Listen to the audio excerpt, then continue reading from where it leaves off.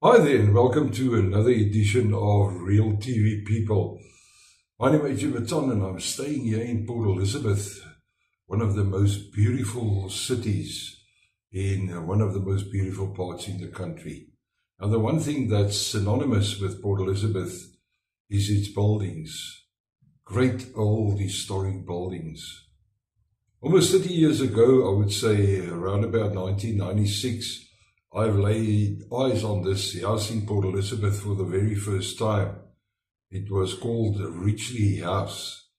I immediately fell in love with its majestic appearance and also the subtle kind of mystery that it somehow radiated, looking at it, even just driving by. At the time, there was a pub named the Brazen Head, and I started frequenting it, sometimes just popping in on a hot day and have a pint. I always thought to myself that should I ever be in a financial position to do so, I would buy it lock, stock and barrel. This besides the stories told and also untold of it being the most haunted house in Port Elizabeth. Now, according to historians and those in the knowing, it was built by a certain William James Wills in 1906.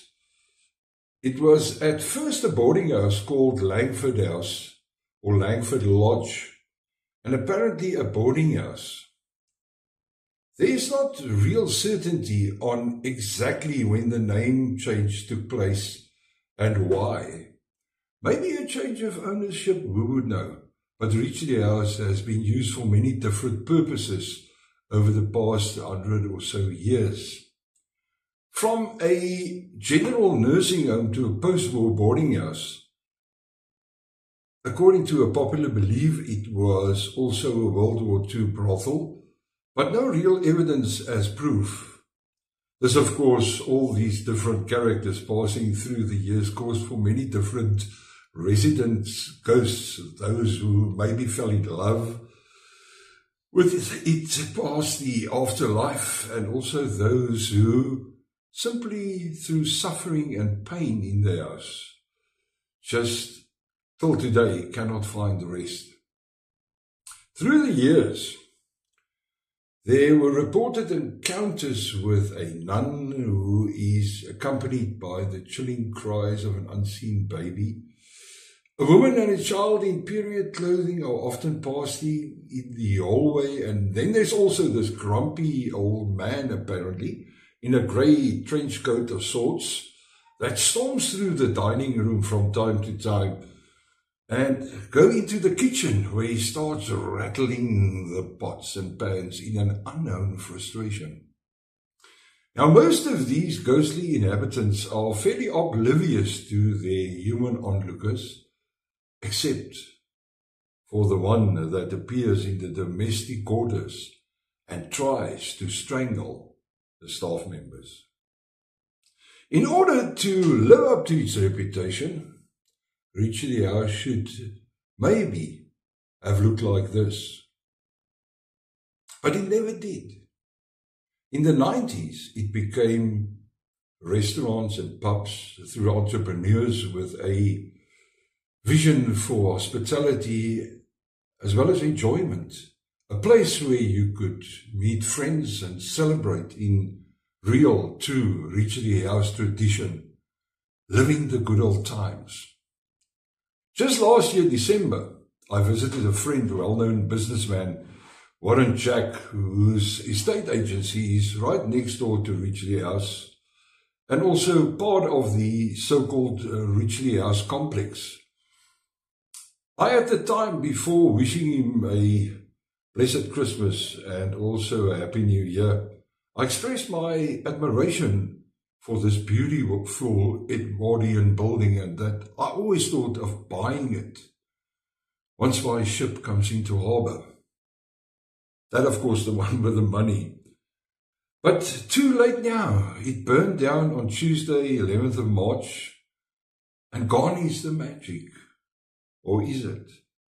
I had the opportunity to speak to Warren about Richley House And I was sort of surprised to hear that Warren's got a plan. Warren Jack Properties. You've been in property for how many years, Mr. Jack? About 40 years in total. Been on 40 our years. own business, yeah, Warren Jack Property Group for 22 years. Good grief. And what I mean, yeah, you've seen it all, I suppose, and also yesterday when this lovely building right next to your property agency here in Port Elizabeth, Burndown, sadly, a place called the Richley House, is that right? Yeah, Richley House, yeah. Richley House. Yeah, did you, when you discovered the news, were you kind of shocked? Did you rush here, or did you just find it when you turned up for work? No, I got a call earlier first call came in at about 6:30 in the morning. Yeah. And everybody was thinking it was our building. Of course, we could see from warmer, we could see the smoke, we could see the smoke in the air. Because quite frankly, there was no wind yesterday, which is a blessing in disguise for us. So the intense heat of the fire just took the smoke straight up. And so you literally could see it from anywhere in Port Elizabeth. Yes. In fact, I had somebody from Builders Warehouse let me know they could see it.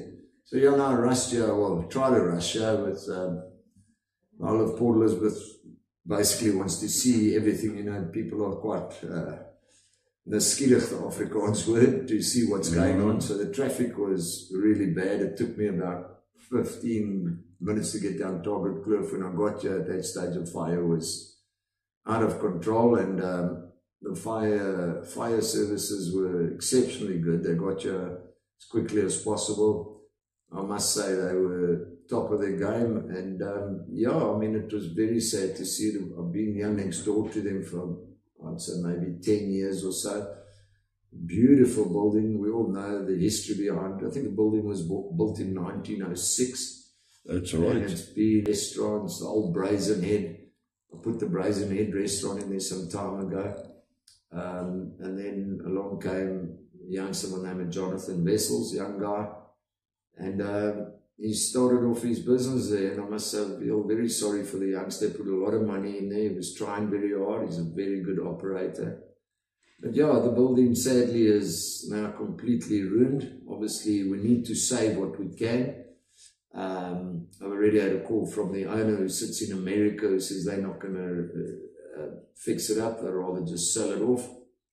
So whoever buys it, I think the Heritage Society will make it a condition that it cannot be demolished. They've got to save some of it.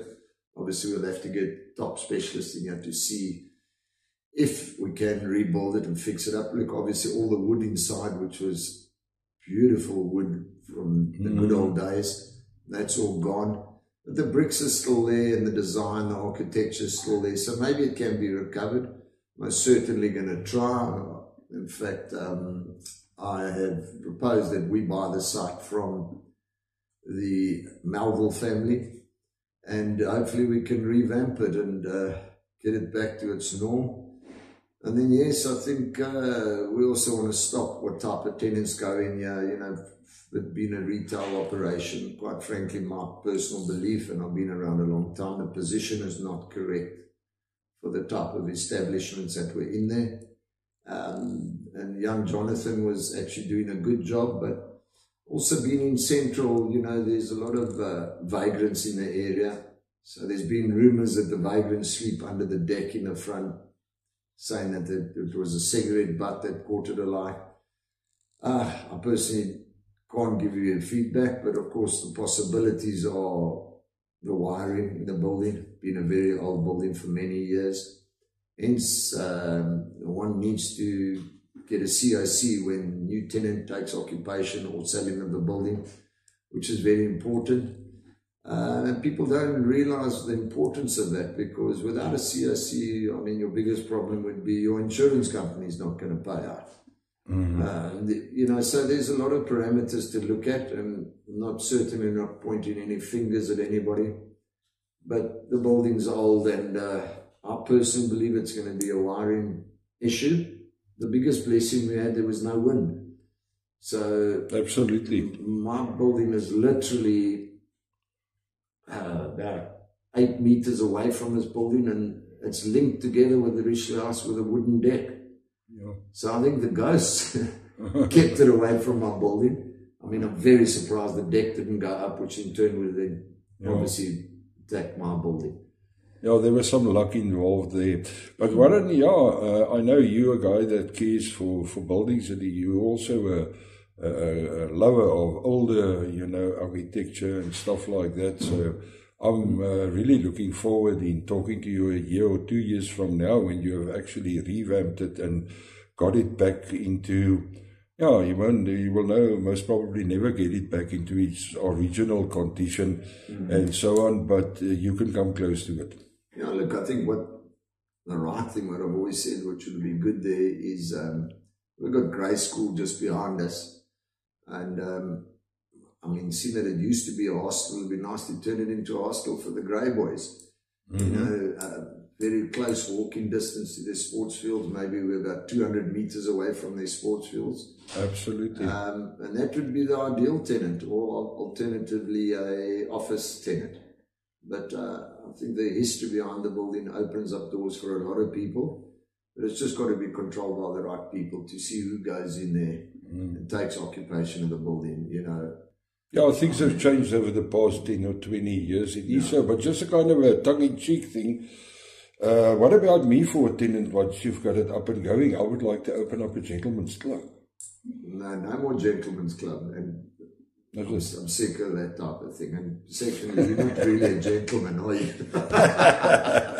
Lovely speaking to you all, mate. Thank you, Warren. And there you have it, Mr. Warren Jack, on taking Ridgeley House and fix it up. Put it back in its glory days as a majestic and a wonderful building. But I just couldn't put it to rest. So what I did was, I found out, I actually saw him on Facebook and also on the internet, a man by the name of Mark Rose Christie. He's academically a sociologist and a psychologist, also a professional television and filmmaker, theatrical producer, director, actor, and South Africa's leading magician.